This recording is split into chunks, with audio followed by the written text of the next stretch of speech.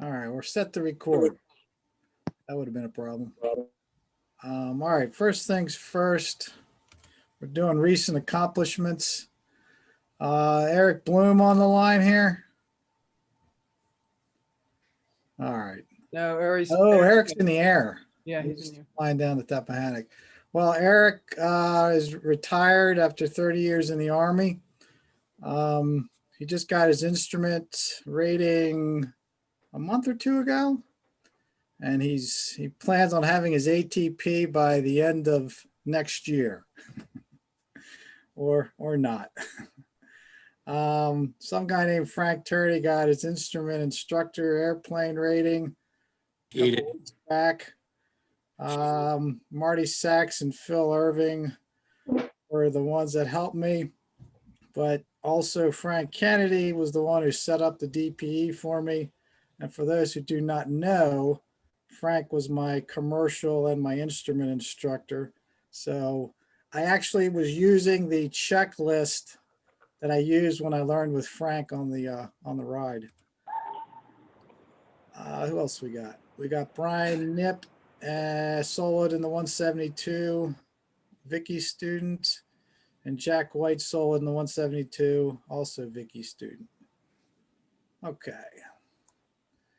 All right. As you all know, we've had some COVID issues this week, which is, whoops. So we've had one instructor test positive who started feeling sick this past Saturday. We believe that everybody he's been in contact with has been notified, including myself. I flew the plane right after him, and his student got out of it.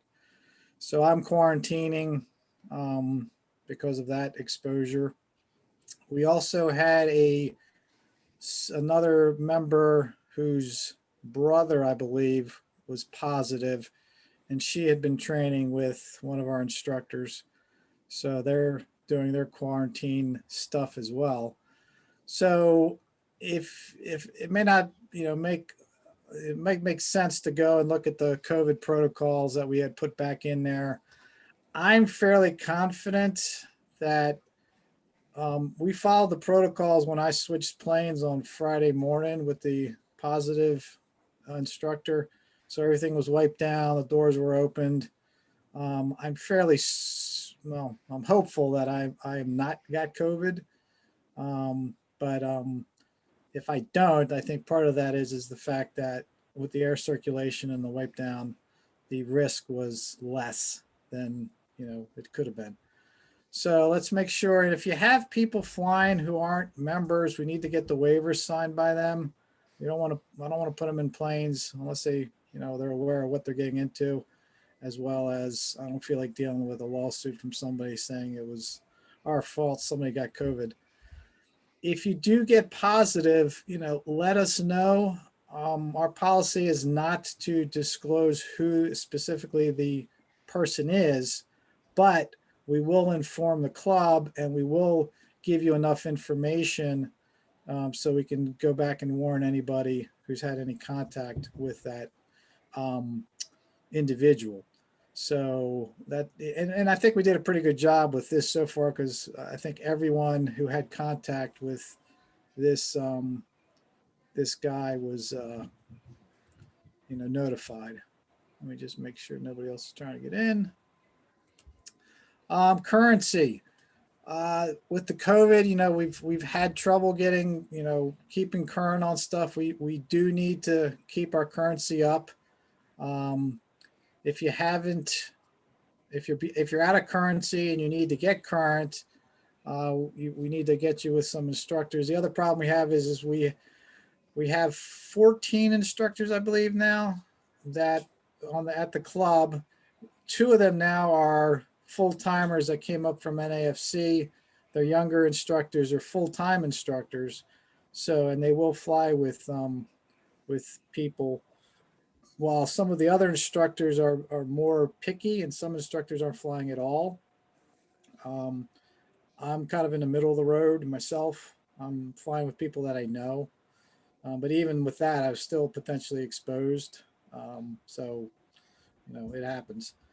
Waivers on currency, it has to be a case-by-case waiver. I mean, if you've been flying elsewhere regularly and you can show us that, we consider a waiver, especially if it's in the similar aircraft or the identical aircraft we have. Not all the instructors are working pre-pandemic and post-pandemic. Russell and David are our two new instructors. So right now, I think full time we have Russell, Dave, Vicky. But I think Vicky's in quarantine, like myself right now, working full time at the club as instructors. All righty. Let's see what we got next here. If the computer will work. All right, so manager and club updates. I'm going to throw this over to Sue if she wants to start with our waterworks. Okay, as most of you know, when we had the rain a couple of weeks ago, the club leaked quite a bit. They opened up the walls, the baseboards, took out the insulation, dried it out, brought in big blowers and dehumidifiers to dry it out, went back in and replaced the drywall, plastered it, and we put the baseboard back and painted it. And then this week I was in there and one day it was raining and it started leaking in the window this time instead of through the roof. So they've caulked the window and fixed that up. They had somebody in there today doing a cleaning the rugs. So that should be getting everything back together tomorrow. Hopefully if the rugs are dry, everything will be put back and we'll have full use of the club again Friday or Saturday of this week. Were you going to address staying on top of currency, Frank, or you want me to? You can do it if you want. Okay. With the COVID, we still want you to try and keep with your currency if you can, flying by yourself. That way you won't have to fly with an instructor. Weekends are a little bit busier. We do have quite a few new members who are going for their private pilots, a few that are going for their instrument. So they're trying to fly pretty regularly, particularly on the weekends. Try to do all your pre-flights outside the clubhouse. If you're flying with an instructor or somebody else, just one person should go into the club, not the whole group. The total in the club at any one time should be 8, 2 in the cubicles, in each cubicle, and we have 3, and then possibly 2 at the table. If you're at the table, be on the side closest to the windows so somebody can walk by to get to the cubicles, if you would. I think that's all I have, Frank. The rest are yours. Okay. We haven't had this problem actually so much, but when you're doing the dipsticks on the oil, let's not crank them down because then they get stuck. It's just got to be tight enough to, finger tight is good because you're going to build up some pressure inside of the engine and put some more pressure on that. So when you get it too tight, we got to get a tool to unloosen it, which is, just kind of a pain. Plus you got to be careful not to turn the actual neck instead of the dipstick. So, but recently we've been doing a pretty good job on that. Good news, the FAA Compliance Sim is back online. We have the letter, so it is good to maintain IFR currency. It's not, it had to be unplugged and just kind of put back away so that they could deal with the flood damage. So we hope to have it, plugged back in and everything, hopefully within the next, within the next week at the latest. Depending on, we want the club members. It's a good sim. You can maintain currency.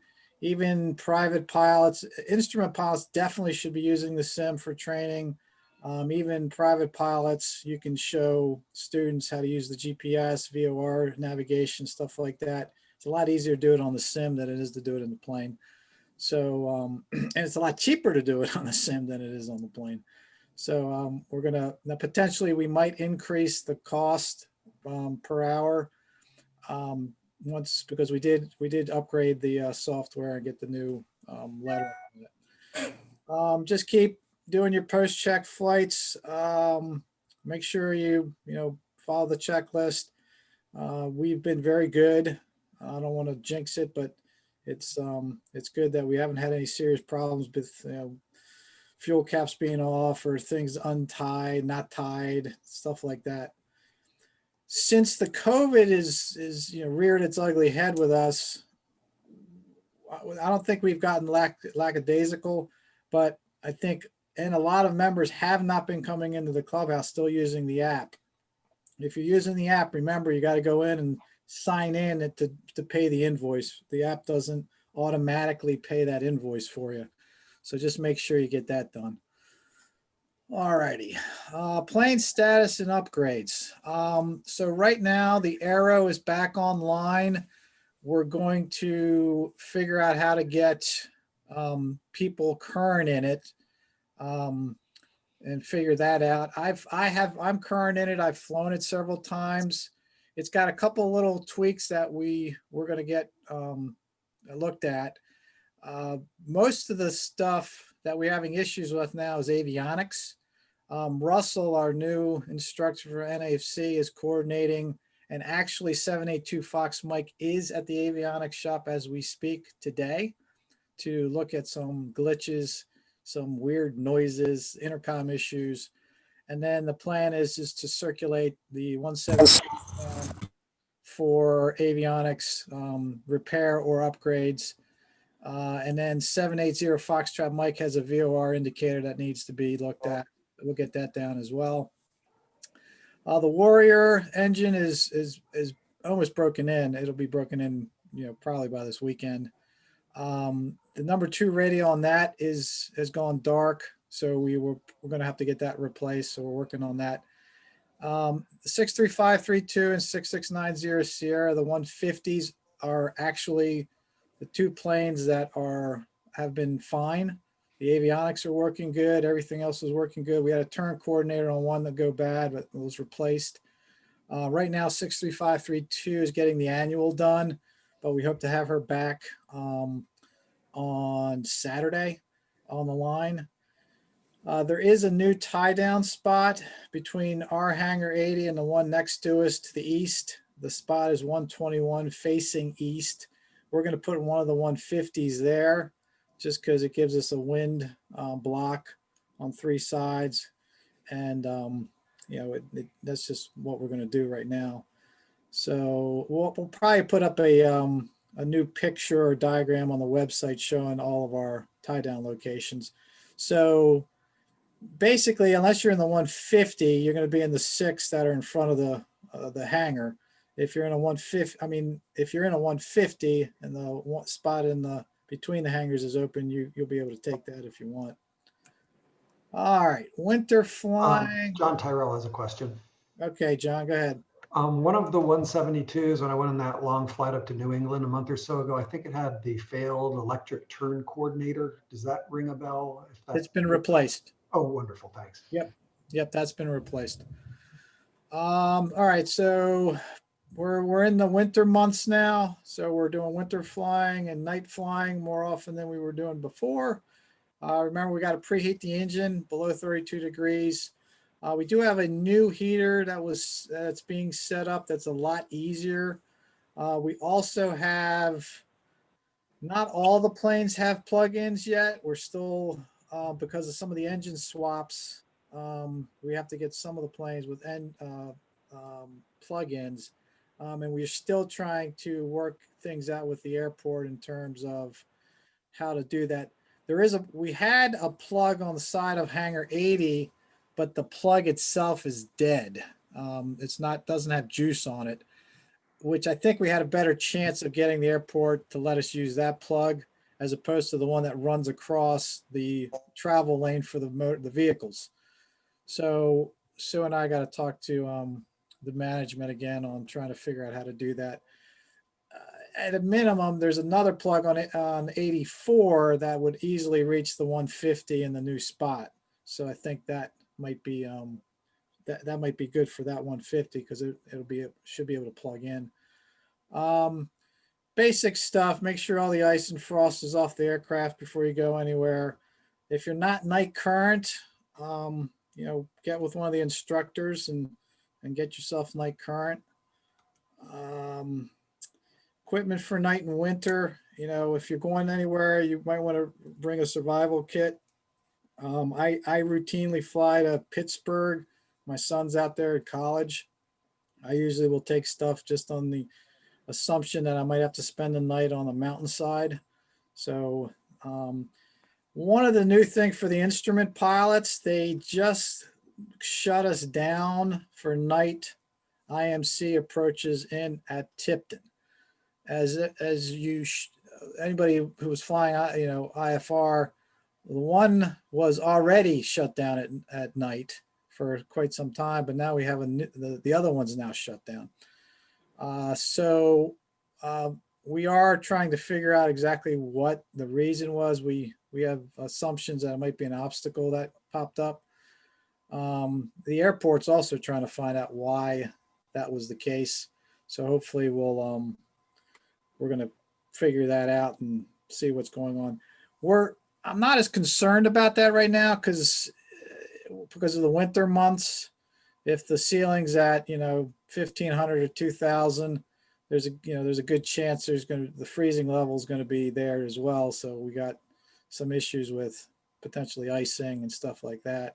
So, and I'm not so sure how many actual IMC approaches we have coming in at night at Tipton, but for training purposes, it'd be nice to have that option for the instrument students and their instructors. So, all right. So now we're gonna pause and take a quiz, safety quiz. It's safety quiz time. If I can figure out how to unshare this thing. While you're looking that up, I have a question. If we do plug in a plane to preheat it, how long do we need to do that? Ideally, we want to plug it in overnight on these things. That's why we're having, that's why we got to figure out how to get juice to them. Basically, the ideal thing would be is you land, you shut down, and then you plug it in, and you leave it there till the next guy comes. All right, bear with me while I try to figure out this computer system. All right, so this is there we go. All right. All right, I'm getting there. Safety quiz. I got a safety quiz for everybody. Share the screen. Let's see if I can get it up. All right, can everybody see that? Thumbs up? Okay. All right, so I'm going to do this a little different. I'm going to pick somebody, and they're going to read the question and give me an answer, and then we'll see if we agree with them or not. So let's start with Fletcher. Fletcher, you got number one. Okay. During your pre-flight, you notice a thin powdery layer of snow covering your wings, horizontal stabilizer, and the windshield. Other than the windshield, there's no reason to remove the rest of the snow from the airplane. That is false. All right, let's find out. Somebody. Look at that. Good job, Fletcher. Good job, Fletcher. Read the explanation now, Fletcher. Regardless of how powdery or light the snow may be, it must be removed, according to FAR 91.527. Any propeller, windshield, stabilizing, or control surface, power plant installation, pedostatic system, and wing must be clear of contamination before takeoff. Snow not only makes frost and ice, it can also melt and refreeze, which can cause a serious degradation in aircraft performance and stability. All righty. Good job. All right, next question. I'll give this one to Larry Neff. Larry, you got to turn on your thing. Oh, there it is. All right. What's the question? Can you hear me? Yeah. Can you Cool. see the question, Larry? Okay. Safety. It says, question two, as you make your way to the runway, you notice you require extra power to taxi through wet snow and slush on the taxiway. What should you consider doing differently after takeoff?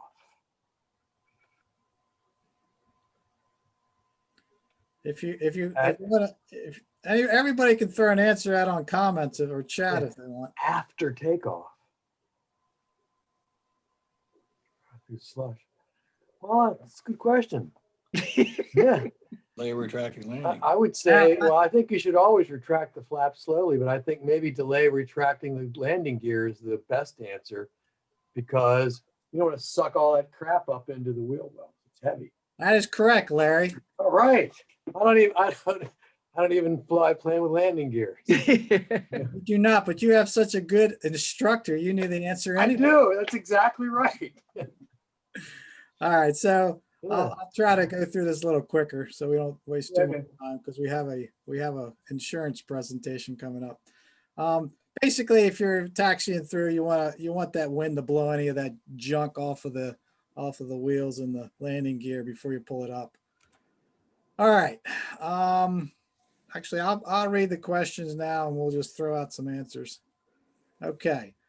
Shortly after takeoff, you enter an area of rain showers. A few moments later, the rain showers turn into ice pellets. Based on the formation of ice pellets, what danger may be lurking nearby? All instrument pilots should know this. Number two. Number two. That is correctamundo. Presence of ice pellets is indicative of freezing rain at higher altitudes. Okay. Inversions are big things that you're going to have warm air and then cold air above and then possibly warm air again. So you want to be careful if you got ice pellets pittering on your windshield and your plane. All right, you clear the area of freezing rain and continue on your journey. However, you're still in IMC and notice the outside air temperature slowly trending toward freezing. Nonetheless, as long as the temperatures remain above freezing, you will be safe from structural icing.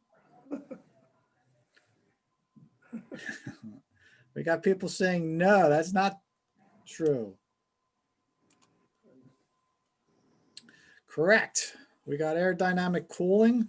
Structural icing can grow at any temperatures well above freezing. We also have supercooled droplets that are actually liquid that is below freezing that can, as soon as it hits your aircraft, will freeze. The bigger those drops, the more dangerous it is. All right. During the flight, you start picking up ice along the leading edge of the wings. It's rough, milky white appearance and generally follows the contours of the surface. What kind of icing is this? Rime ice. Rime ice? Somebody said? It is rime ice. Rime ice is often milky white in appearance, generally follows the contours of the edge, as opposed to clear ice, which is basically folds back around the leading edge instead of the opaque ice. All right. As you near your top of descent, you suspect there may be icing in the clouds below. Unfortunately, ATC has no recent pilot reports available to validate your concerns. How could you plan your descent so as to minimize your exposure to the potential icing conditions below? Don't worry about it. Just normal descent. That's the Frank Kennedy method. Roll inverted, go for it. Yes. Any ice will be on the opposite side of the wing. Descend at best forward speed, descend at best vertical speed, descend with flaps and gear in the landing configuration. Inverted. Use your parachute. So Number three. generally, I would think I'd want to get through that as quickly as possible. So I'm going to try this one. There we go. Try to get through icing as quickly as you can. One of the things that always amazed me is one of the icing escapes for an aircraft in icing is there could be warm air above you. Most of the planes we fly, I'm not going to be very confident that I'm going to be able to reach that warmer air, 1,000, 2,000, 5,000 feet above me while I am accumulating ice. So I keep that in mind. All right, we're getting there. Okay, ATC clears you to descend at pilot's discretion, affording you the flexibility to descend as you see fit. Assume you're flying a carbureted Cessna 182 with a constant speed prop. Which of the following are good anti-ice measures that can help protect your airplane from icing? Window heat defrost on? Thumbs up? Yep. I think so. Set the prop to max RPM? I think so. Pilot heat on? Duh. Carb heat on? Duh. Yep. All of the above. There we go. Basically, that's all pretty common sense. 8, you set up for the descent by maintaining constant vertical speed. Your airspeed remains stable during the descent. However, moments later, it rapidly begins to decrease and trend toward the stall speed. What is the likely case of this unnerving airspeed reading? Clear ice is accumulating on the airplane. Pilot, the pitot tube, and the drain hole are blocked, and the wind is shifted to a headwind. I think it's the pitot tube and the drain hole is my guess. Well, not guess, but all right. So remember, if you got the pitot and this drain hole, it's going to act like a altimeter for you. So be aware of that. 9, after breaking out of the clouds, your airspeed indicator resumes normal operation. However, closer examination of the leading edge of the wing reveals a layer of ice about a ½ inch thick. How much of a reduction in lift can be expected by this amount of ice accumulation? Anybody want to throw out a guess here? Or 30. 30? 50. 50. 50. I think it's 50. It is 50. So as you can see, not a whole lot of ice can cause a dramatic decrease in the aerodynamic characteristics of your airfoil. All right, last question. With ice on your aircraft, maneuvering becomes extremely precarious. There are 2 runways available at your destination, but the longest one is currently reserved for departing traffic only. Which of the following courses of action will be safest? Accept a challenge and land on the shorter runway. That's the Frank Kennedy method. No. I'll reject that one. Declare an emergency and land on the longer runway. Request to enter a holding pattern and wait until ATC can accommodate your request to land. Okay. Whenever you're in a precarious situation, you want to go into a holding pattern. You're never going to get in trouble because you declared an emergency in a situation. Okay. Or you're almost never going to get in trouble. So, all right. I think we got 100%. We did. I'm glad you guys helped me get my, get this on me so I can get my certificate. All right. Good job. All right. Let's move on. Bear with me while I get the, okay, so now we're back to the power thing. All right, we've gone to our, we've gone to up to our insurance presentation. So we had a little bit of a new situation when the Aero had its issues. Let me pull up the screen real quick. Share.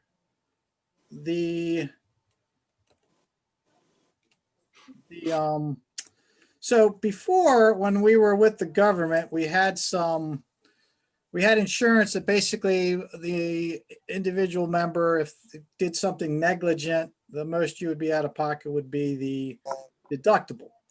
Unfortunately, with the Arrow, we ran into a problem where the prop had a certain amount of time on it.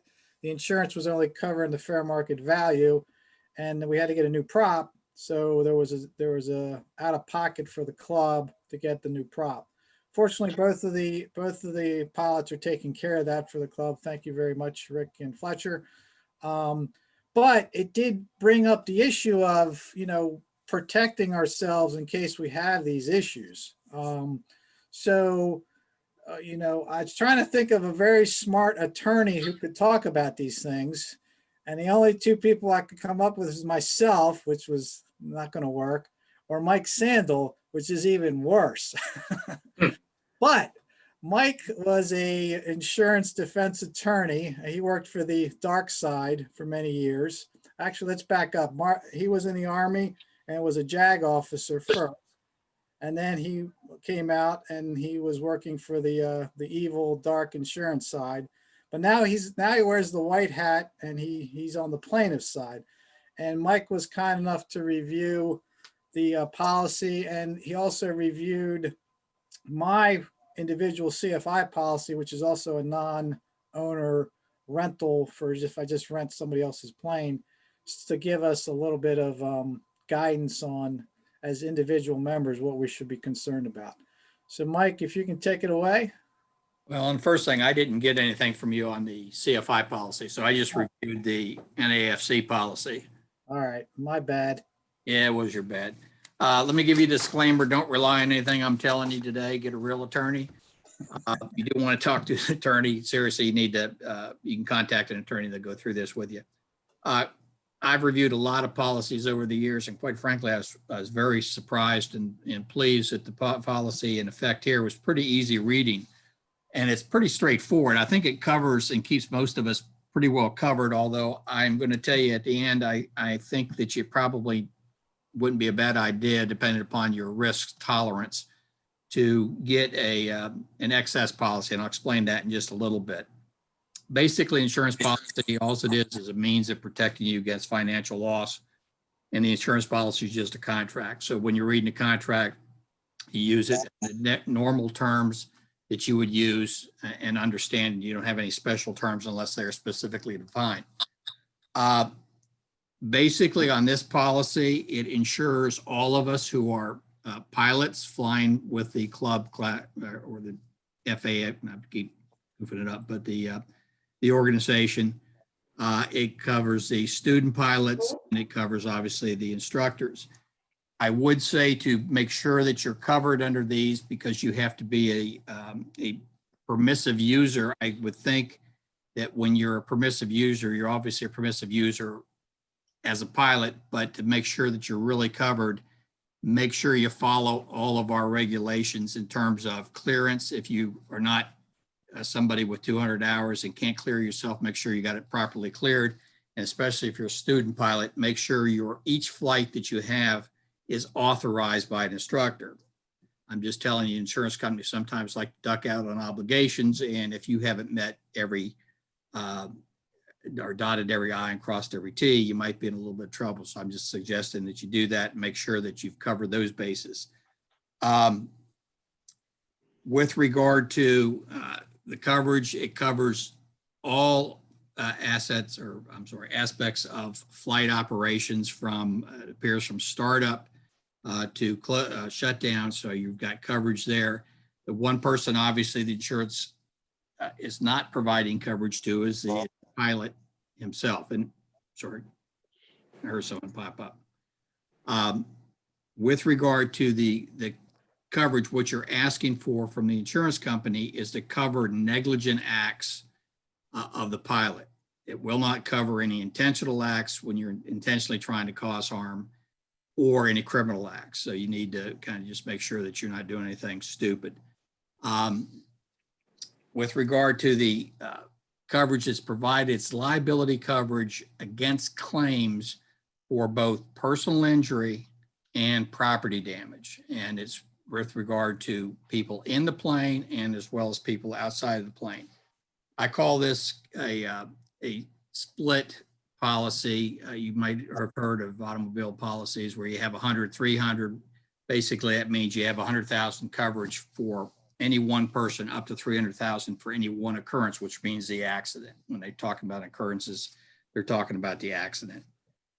In this case, the policy applicable to these planes are split coverage as well. It's a 100, $1 million policy, which means that it will cover any and all losses caused by the negligence of one of the pilots up to $1 million total.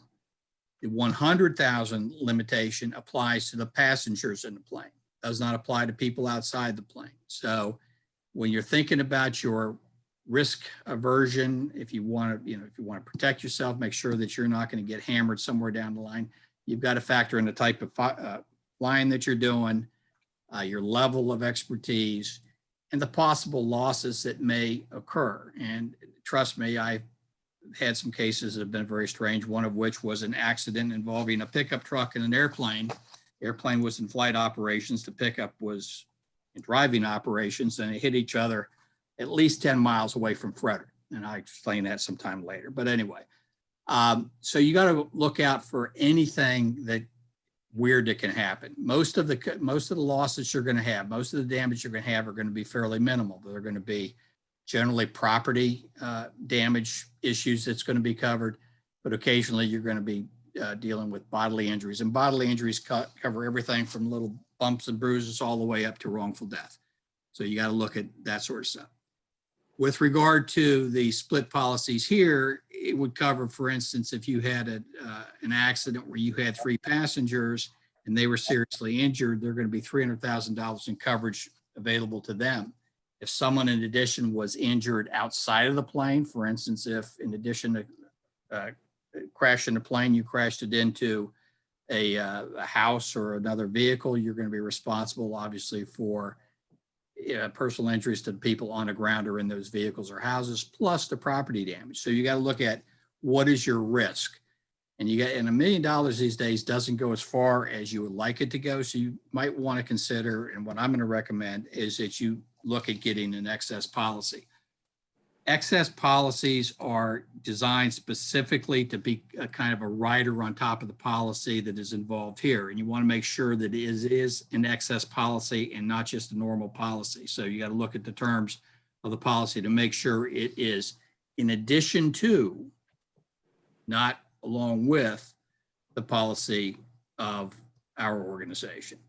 And again, broker will be able to help you with that when you're looking at that, but you got to make sure that that language is there. Otherwise, the FAMC or FA, can't get it. What is it, Frank? Frank Kennedy's going to kill me because I can't spit it. All right. FMFA. All right. Well, you know what I'm talking about. It's been the same thing for like 80 years. I know, but I'm brain dead half the time. But anyway, that policy, if you don't have it, what will happen is if something happens and you have just an ordinary policy that's not an excess policy, what will happen is Frank's policy will say, we're going to only cover our percentage portion of the loss. Your policy's got to cover the difference. So what you want is to protect yourself is to get an excess policy. Now, Mike, can I interrupt you there for a second? Yeah. So we do have members who fly our planes, but they also fly other airplanes. I would recommend, and I don't have one. Once I get my flight or my medical back, I will get one. I'm going to get an excess policy, but if you're flying a rental with a rental policy, you're going to want to look at and see if it covers in addition and what it covers. Is that what you're asking? Yeah, because, you might have other places that their policies may not help that renter or that pilot at all. Correct.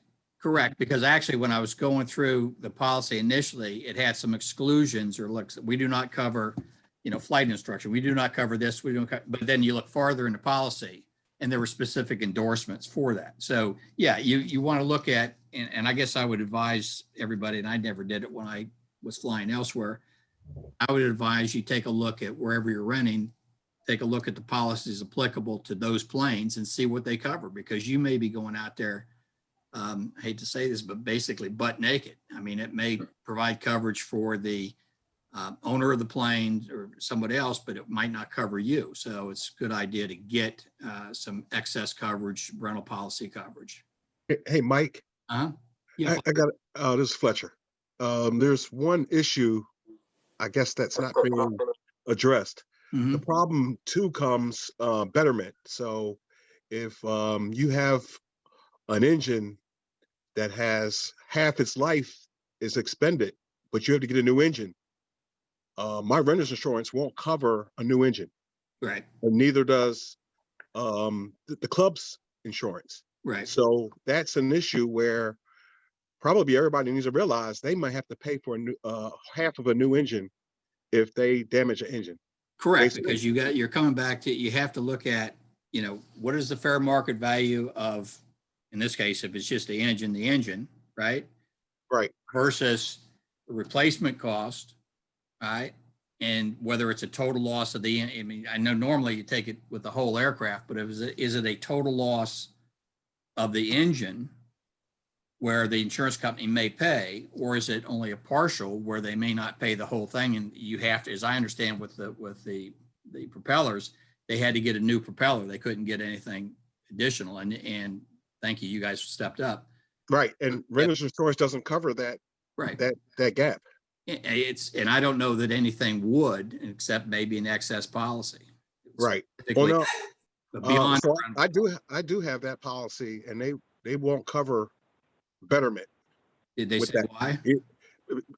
It's just, I guess, it's an issue where if you're going to just purchase half a prop with half the life, they would cover that. But Mhm. if you're going to purchase a brand new one, and then and that happens, then you have to come out of your pocket for that prop or that engine or whatever. Right. Well, I mean, I kind of think, it's an interesting question of what you would do with that, because, you have certain situations. You take an antique automobile, you're not going to be able, you're not going to be able to just go out and repair it with just any old parts. You're going to have to get what parts work, right? Right. And if you can't get a prop it's equally used, you're stuck with you've got to get a prop. So you've got to put the owner of the plane back into a position they would have been, or as close to the position they would have been had this not occurred. Right. So, I mean, I think it's one of those things where you kind of use, I don't know if I don't want to say common sense, but you got to say you don't have a choice. You have to get a brand new prop. You don't have anything to replace it with. Right. And who's unfortunately going to be stuck with it, because the insurance policies are designed to protect the owners as well as the pilots, but more so the owners, because especially with the damage to the property itself, you're not going to get, how do I want to put it? You're not going to be the one who is out the plane, right? Follow? Yeah, I follow you. All right. Are you saying that you'd be able to argue with the insurance company on that, or are you saying as the person who? No, you could argue with the insurance company all the time, and sometimes you pull out some BS arguments too. Okay. No basis in law, but I mean, you could sit there and say, listen, the plane was worth this much. You're taking one little part of it, and trying to say that we're not going to cover that. Why not? Because they're responsible for the repair of the plane, right? And if you have to use a part, in this case, the prop, that is better because you can't find one that's got the time on it already, that's your only option. So, Mr. Sandel, my name's Kevin Cox, and I have a quick question about maybe Frank can answer this question, or really anybody. The first question is, what's the insurance company that the club uses for our current policy?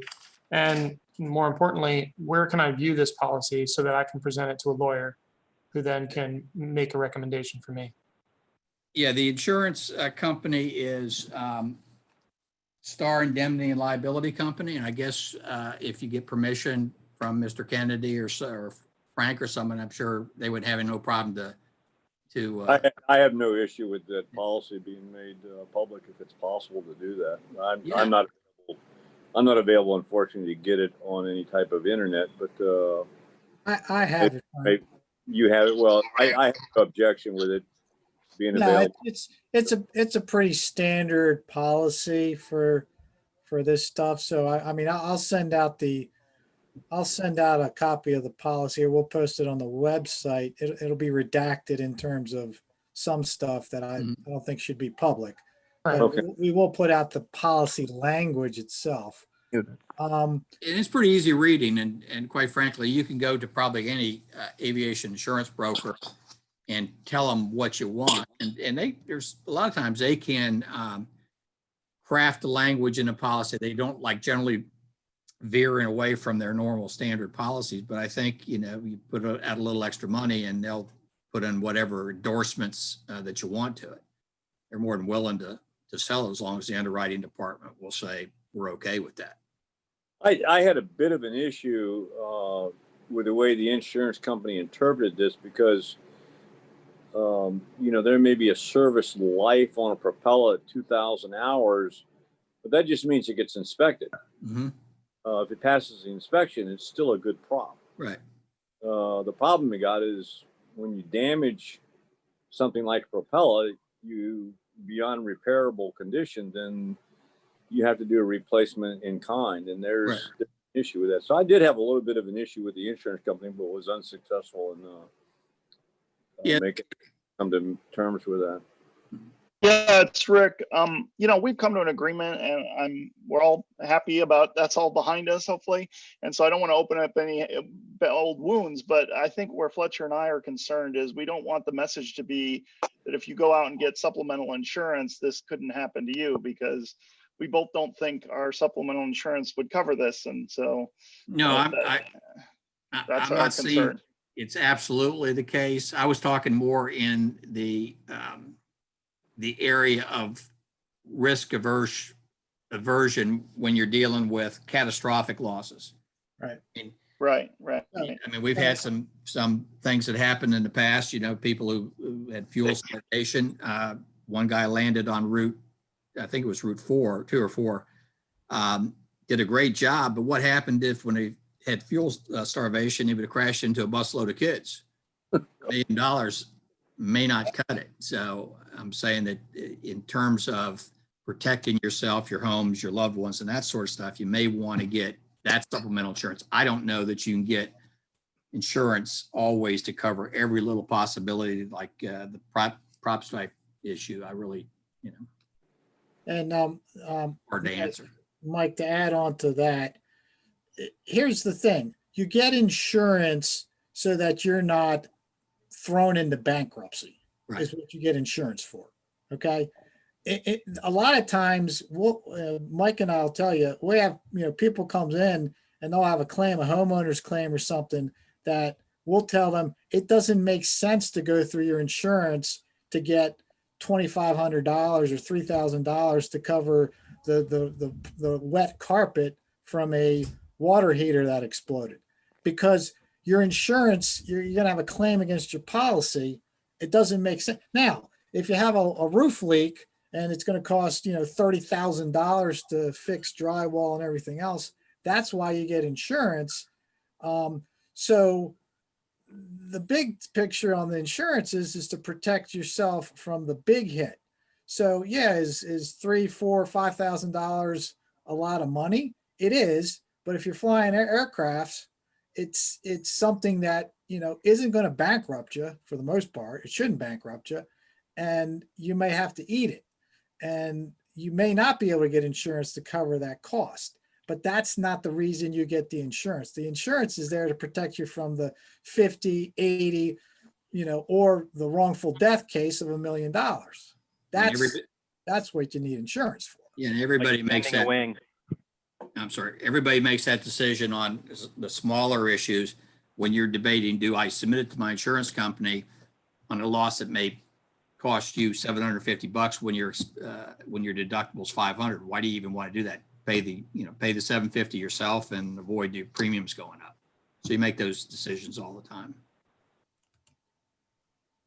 That's kind of where I'm kind of tied up is the margin of error at which, or the margin at which, how much money I'm going to be responsible for if there is an event of catastrophic failure or a catastrophic accident, in order for me to make that determination of whether an add-on policy is right for me. And that's kind of where I'm like, well, are we talking like $3,000, $4,000, $5,000 like what Frank said, or are we talking like 15, 20, 30? I don't know. Yeah, and again, I don't know your situation. You just got to look at what are my assets? What are the collectible assets? Because there's certain things that no matter what happens, they can't get in judgment. And what kind of flying do I do? What kind of risks do I take? You know, when I say risk, what kind of flying do I do where it may result in some sort of major loss? I think most of the stuff we have with regard to the aircraft so far, at least in the last 10 years, have been minor stuff, you know, wingtip hitting a pole or something like that. That's not a major thing. And you're not going to be able to cover all those with insurance. And it wouldn't be worth your time if you did, because if you take that policy, the premium money over 10 years and hold it, you know, and just hold it in the bank, you're better off than trying to put it into some kind of crazy policy against the time you're going to have that. So Frank is right. It's the catastrophic losses that you want to prevent yourself or protect yourself against. And quite frankly, I'm always a proponent also of wanting to make sure I take care of people for the damage I've done to them. And if I, you know, wipe out a school bus worth of kids, I'm not going to be able to take care of it on money I have. So having a nice policy or something on top of that would be helpful to my feeling.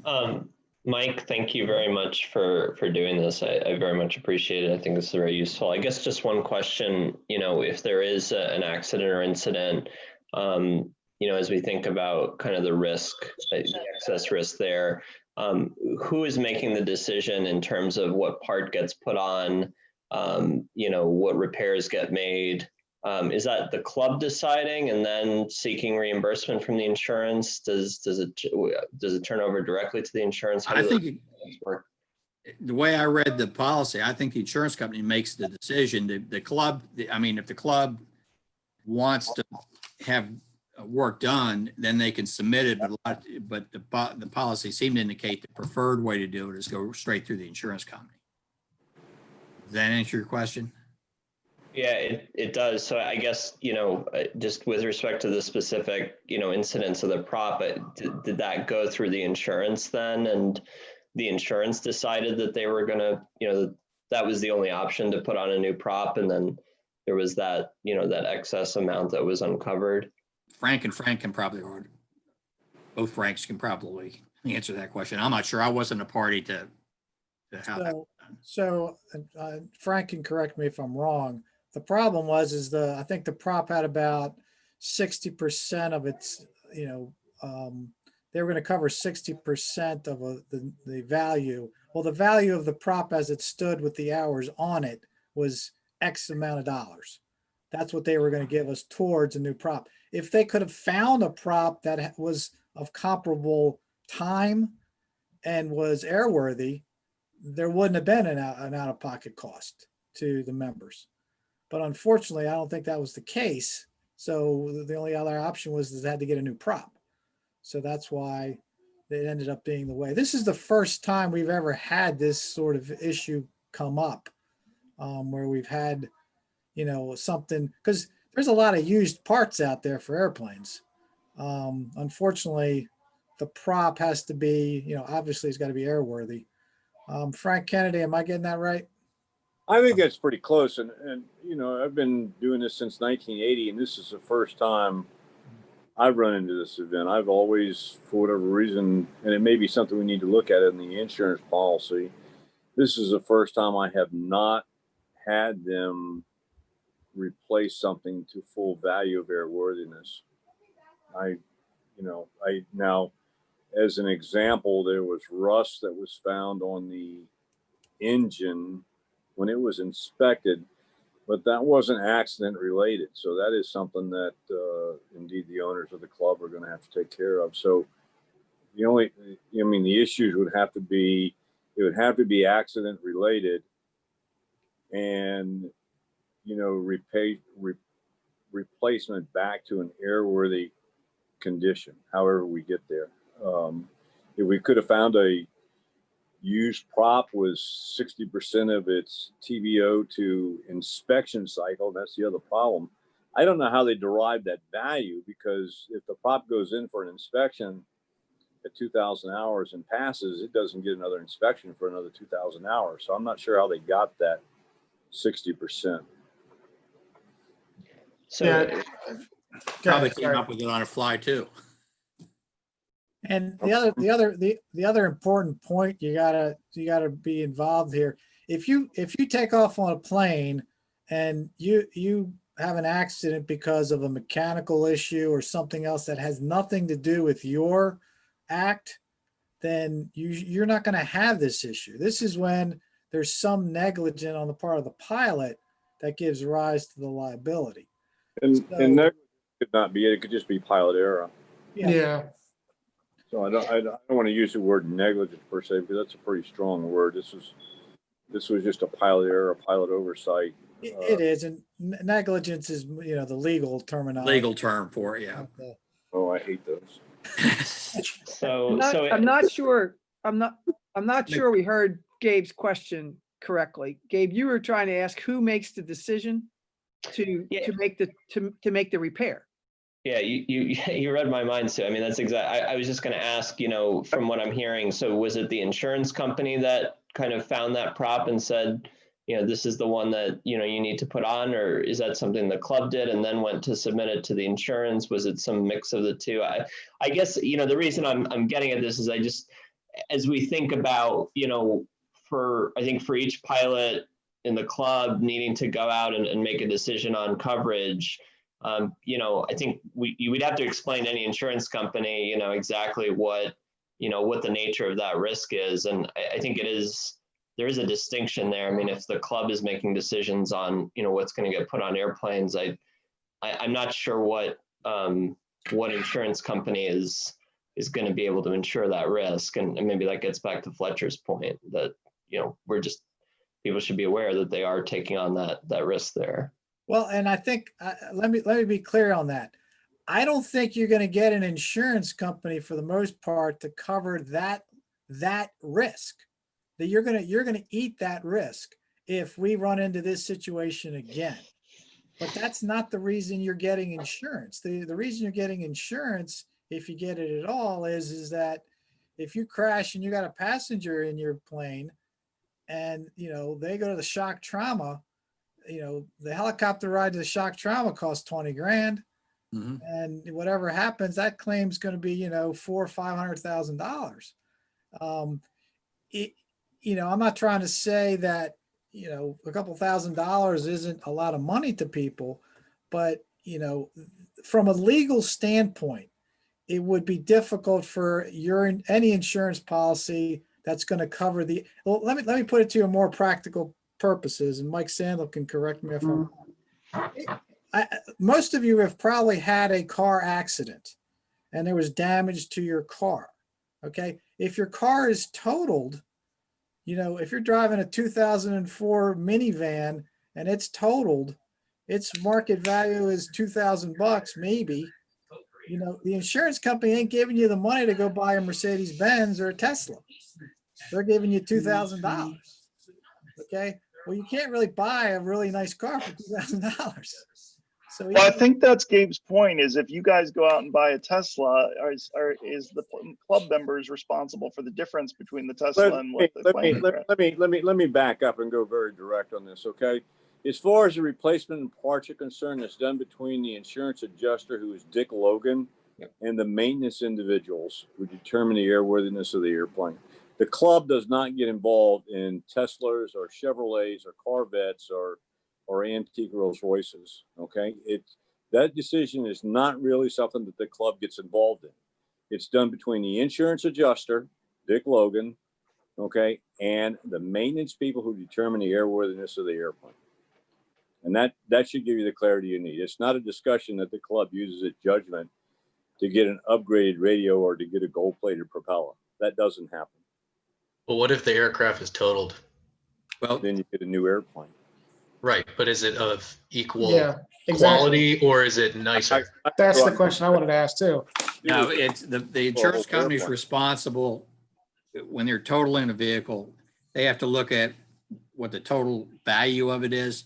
They're responsible for either the cost of the repair or the fair market value of, in this case, an airplane at the time of the loss. And the fair market value of the airplane may be far less than what it's going to cost to replace it. But that's all they're going to do. They're just going to give you the fair market value of that plane. And the fair market value is determined by the proverbial, what a independent, fair-minded seller would be willing to sell that plane for in that condition before the loss to a reasonable buyer of like-minded. So my question is, if I total the plane Mhm. and the insurance company gives that money, but the club decides to buy a brand new plane. Can't do it. Can't do it, Andrew. They're not going That's not how it happens. and they're not going to get charged for it. Okay, that's my question. Yeah. Thanks. Yeah. And another, like the kind of like the same question, like the insurance company, determines that, oh, there's no prop available of equal value. So we had to purchase a brand new prop. So now there's that gap, so I guess the insurance company is saying like, well, we're not going to cover this. And because nothing's available, that kind of falls on the pilot in this case. Is that correct? They're not responsible for making it better. And if they can't find something, they're not responsible for paying for something better. That's Right. where the difference came in. That's Frank's right, and I may have gotten a little off track. Insurance is not going to cover every little instance. Not every little instance. The main thing I was concentrating on is insurance for the major losses. And the club's been very fair with, I think, people in the 20 or so years I've been involved with the club. And the only real risk you have there is loss of use too, because under the club regs and whatnot, they can charge the pilot who caused the loss for the loss of use if they want to. Right, Frank? Yeah, but we're not doing that. I know they don't do. That's what I'm saying. You've been very Won't do fair. it.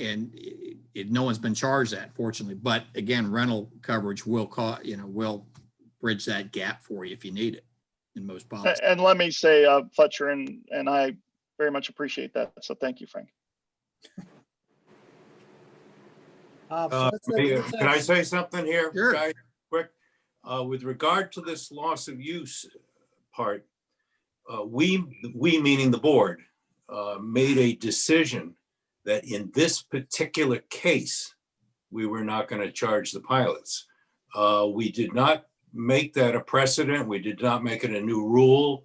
All we did is in this particular case, we felt for various reasons that I won't go into here, that it would be inappropriate to do so. I'd like to be real clear about that, guys, because in the future, we may not make that same determination. And in the past, that issue has come up, and it has not always come up that we would not collect. We have gone after people for that kind of thing. So please understand that was a singular decision that was made for this particular situation because of looking at the totality of the circumstances. Right, Frank? We got two Franks on the line. Both of them are Okay. kind of assertive. Okay, actually, I meant Frank, but I will accept either Frank. My sense is that I am generally going to rule in favor of the pilot unless it's determined that there was intentional neglect. If there's intentional neglect, then Katie, bar the door. Okay. I don't have patience for that. I don't think anybody that's responsible in a club relationship or in aviation should. There's no reason for that.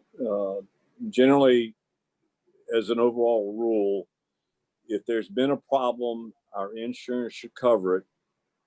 If there's issues with that, as in the case of this situation, the pilot stood up to the plate and said, yeah, we need to make it right. And they did.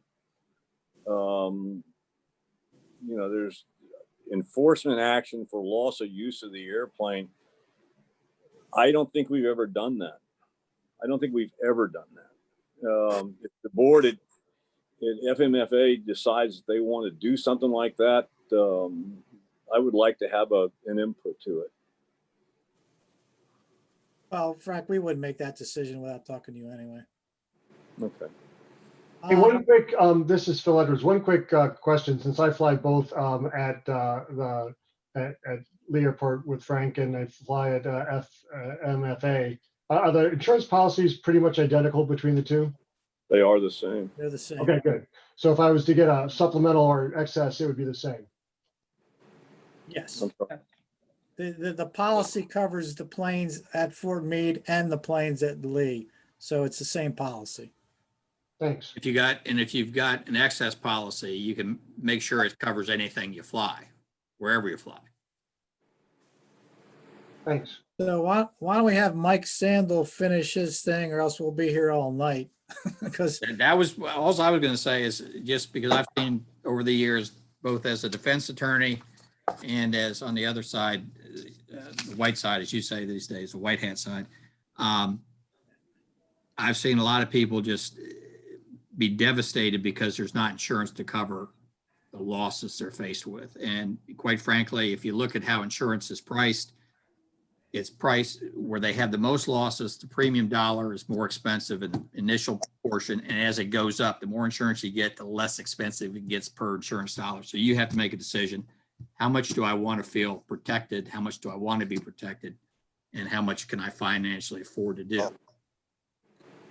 And I appreciate, Mike, you doing this. And if you have more questions on the insurance, shoot me an email, and I can also get Mike's email out to people if he's willing to respond. Yeah, I'll take it. Yeah. And I appreciate it again, Mike. So let's keep going. All right. Thanks, guys. Now that we've been put to sleep by insurance. Let me see what I got to do here. All right. So we're pretty much done what we're doing. This is just the staff. Sue and I are still managers. Phil's still our chief pilot. For those who don't really, Frank Kennedy technically is the top chief pilot for both operations. And Phil is the chief pilot for the FMFA. Frank is designated as the chief pilot, also under the 141 school that we have a satellite for. So Frank would go in there, but I keep his names off to keep him under the radar. Tim's still doing our IT. Tim, thank you very much for putting together the elite system, as well as Ken. Tim is, he's the one, Ken Urban and Tim Woods, they put together what we needed for the hardware. And then they helped put it together, and Tim was actually in the clubhouse working on that and got the thing working. Alexis and John are still safety and security. Ken Urban's still working info, and Dan McCarroll is on our membership. And let's see, volunteers. We still need volunteers to help. If you need willing to do something, shoot an email to fmafrontdesk@gmail.com. And somebody will get back to you on getting that done. We did have a cleaning crew do some planes back when it was warmer. Thanks to all of those people that helped out. And let's see, new assignment. Here's our new assignment for this quarter. It's weather-wise, precipitation and icing. This is a pretty nice program. It breaks down, it's got like 6 different modules. So I would go and look at it. You know, I wouldn't wait until March's meeting to look at it. It might be more helpful to look at it now. The old assignment is still up there in case you haven't done it. We need to get that done and let us know that it was done. Sue, how do you want them to let you know that it was done? Same way they always do. Send an email. Okay. And any questions not insurance related? There we go. Okay. I think we're good. Upcoming safety meetings, March 3rd. God willing, it's at some point I would like to see you people in person at our regular, I forgot the name of the bar. Where do we usually go? Harry's. Harry's. I need a glass of wine and some food. So hopefully by March or June, we'll all be vaccinated against COVID and rabies, and we can see each other again. All right, here's some contact information for Sue and myself. And I think that's it. All right, does anybody have any questions before we sign off? Everybody have a Merry Christmas. Great info. Thanks. All right, guys, everybody be safe. We'll see you at the airport at some point. Thanks. Okay. Bye, take it easy. Bye now. Yeah.